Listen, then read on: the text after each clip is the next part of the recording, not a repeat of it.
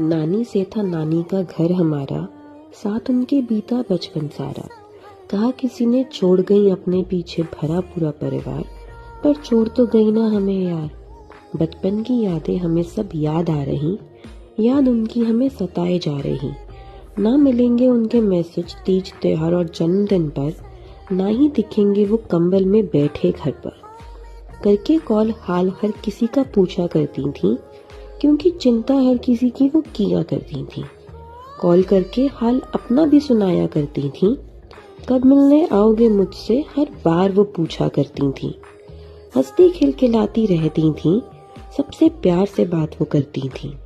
नानी अब आप जो चले गए, नानी के घर का अस्तित्व खत्म कर गए।